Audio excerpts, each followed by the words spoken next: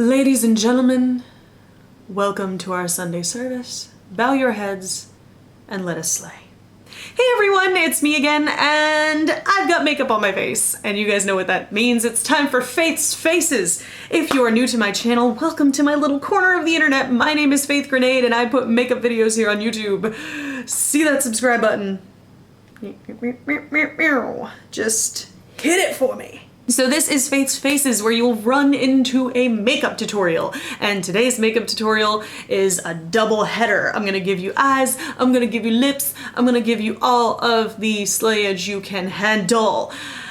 We're going Avant Garde today, but most importantly, we're going to be talking over how to create a texture-based look.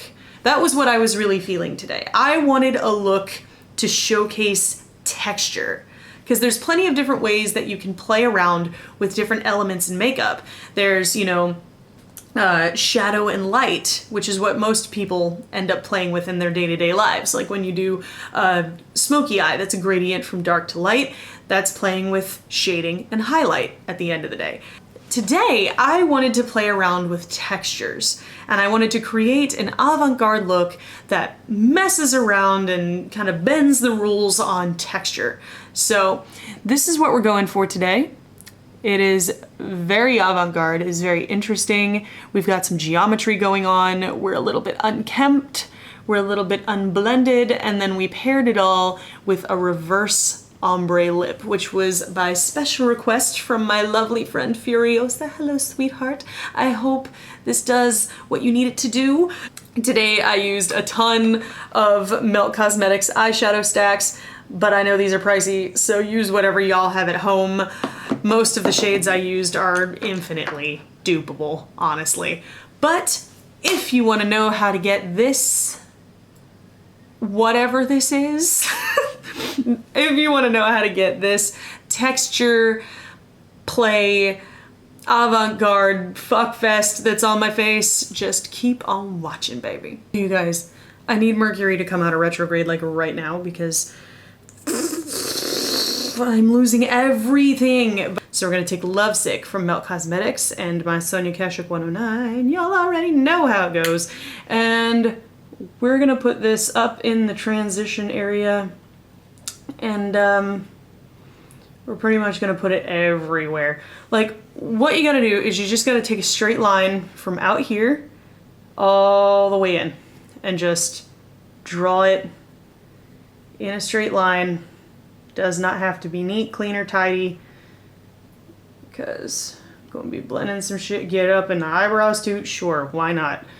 Fuck it. So now I'm going to take a Sonia Kashuk 116 brush. Haven't seen this little booger in a while. And I'm going to take Enigma from the Dark Matter stack. Boop, boop. Tap into that a little bit. And we're going to deepen it up. Hey, look at that. Wow. It almost looks like I'm not doing anything. But it'll all make sense in a second, because this is going to make blending a lot easier. You're like, Faith, what the hell are you doing? I'm like, just relax. I normally don't do super dark smoky looks like this because it makes my eyes disappear, but I don't know. I just felt like putting a fuck ton of color on my eyeballs today. Alright, then I'm going to take an e.l.f. eyeshadow C brush. You guys will probably notice that I use a lot of the same brushes in a lot of my tutorials. It's because they're great. But we're going to take that, and we're actually going to take Enigma, and we're going to press that over most of the lid. Don't really sweat it if it's like patchy or anything like that. Chances are good it won't be, but if it is, don't even worry about it. Now we're going to dip into Rot from the Rust stack. You guys can use any neutral dark brown. This one feels pretty neutral on me anyway. It might pull warm on some people, but I'm going to take this and I'm just going to press it all on the lid. I tend to focus most of it on the outer edge, sort of on that outer V area. And then we're just going to spread it out. I'm going to dip back into Enigma a little bit, and we're going to actually press Enigma back over where we pressed Rot. So that way, that's gonna bring back a kind of brick feel to it, and it's almost gonna make it patchy on purpose. Are you noticing a pattern here? Because when you look at this eye, you know, you want the gaze to get lost in this ocean of ox blood and bright reds and brown colors and just sinking in a sea of multiple colors of awesomeness. And then we're gonna go back in with the 109 with just a tap of Lovesick on it. And we're gonna run that through the whole show just to bring a little red back to the party. Hi, phone, rude. And then I'm gonna take that same brush and dip into a tiny bit of rot, just like literally the fallout that was on the freaking cap, and tap it off, and I'm just gonna run this through the crease. We're just gonna make sure that that has somewhat of an illusion of a blend, you know, sort of just think about blending while you're running over it, but don't really worry about, you know, actually blending. Now for the point. This is where things get a little bit complicated. This is where you have to kind of have a steady hand. I took my eyeshadow C brush and just rocked the top of it right on the pan. Not even really pressing down all that hard. We're just getting a teeny weeny, eensy weensy bit of pigment there. Tapping it off a small bit, and we're just gonna literally draw a point. I'm sort of sweeping that downward a little bit, not really worrying about being super messy. See, they don't look anything alike, right? Hold on a second. Because what we're gonna do is we're gonna grab one of our uber gothic Q-tips, one of our black Q-tips, and just whatever makeup remover you have on hand.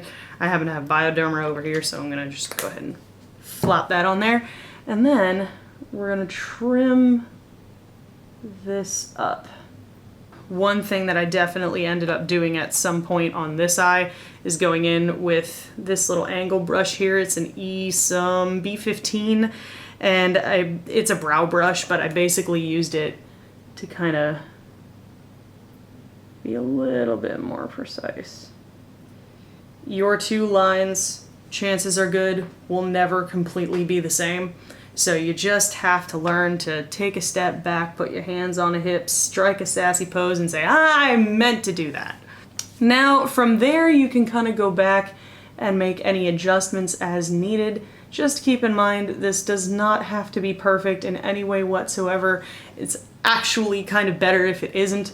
But just, you know, do whatever you gotta do, correct whatever you have to correct. And now we're gonna move into the pop, the pow, the bam, the woo-wah, which is the gold, which is one of my favorite gold pigments of all time. In fact, my favorite gold pigment of all time, which is Sugarpill Goldiluxe. It's the best gold on the planet.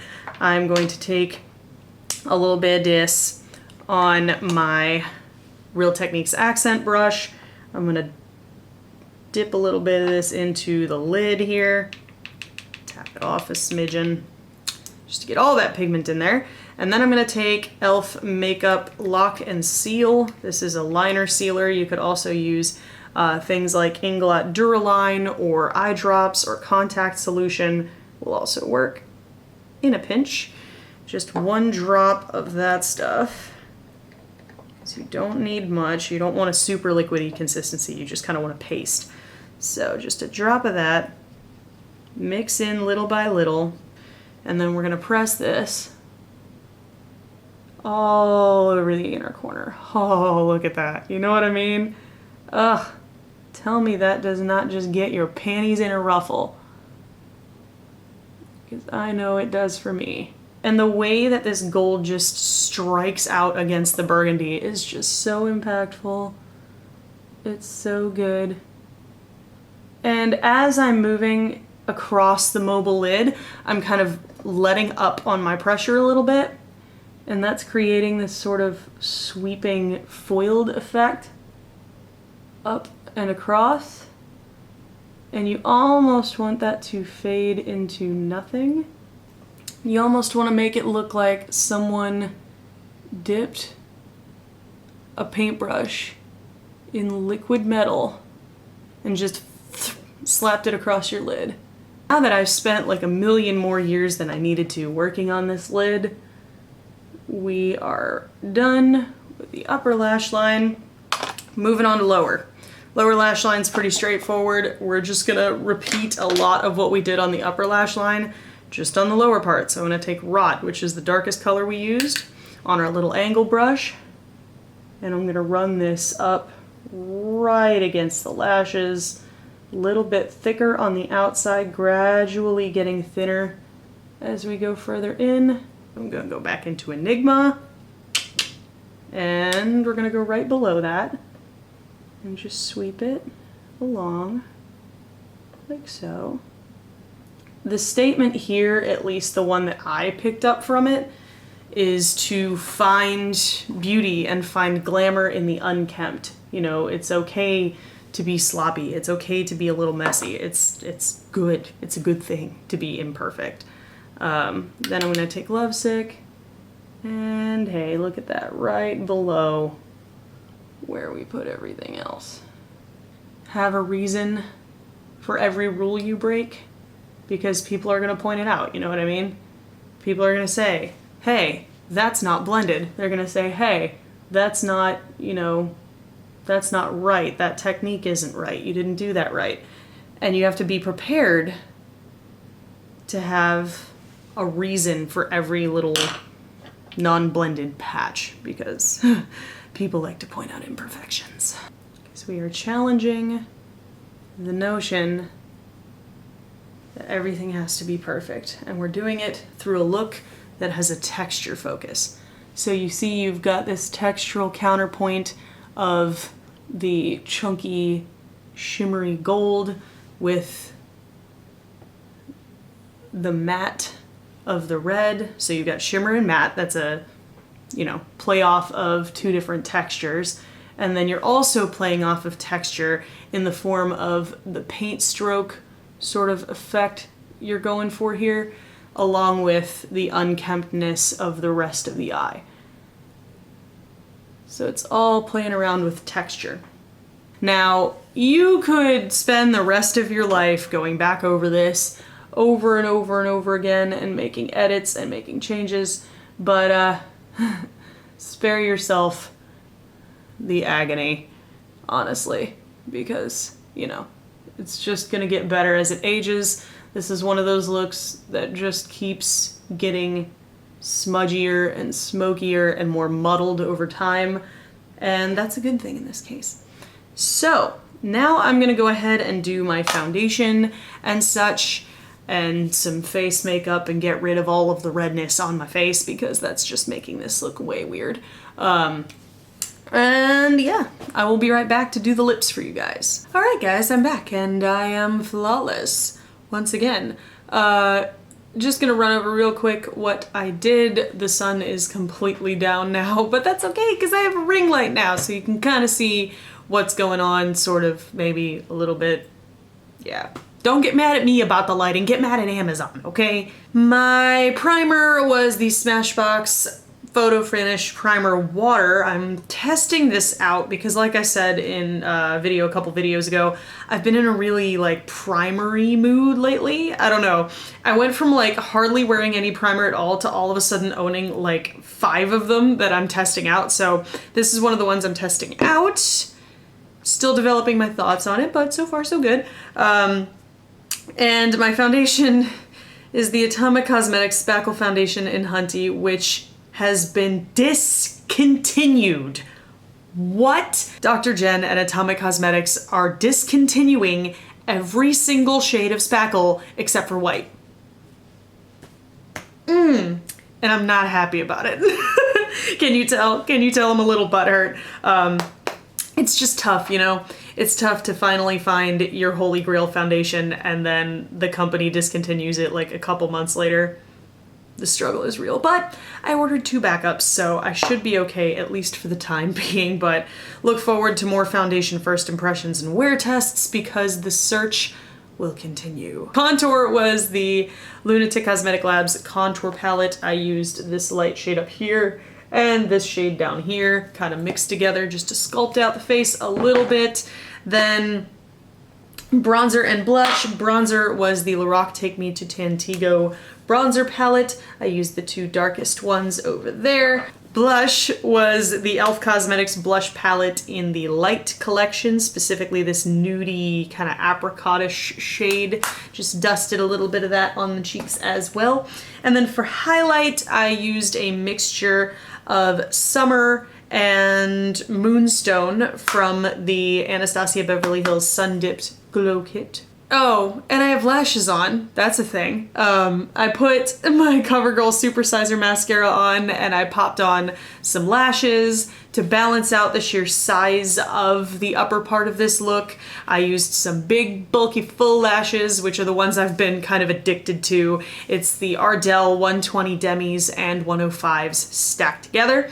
This tutorial actually comes by special request of someone who wanted me to do a reverse ombre. So I'm gonna teach you guys how to do a reverse ombre lip. More specifically, it's gonna look like you drank poison and it's gonna look really cool. So step one is to blank out your lips. You could use a nude liquid lipstick for this, but I like using foundation just because it's a lot easier to put powders on top of, if that makes sense. So I'm just gonna take this little sample of the Atomic Cosmetics Spackle Foundation in Hunty, as always, and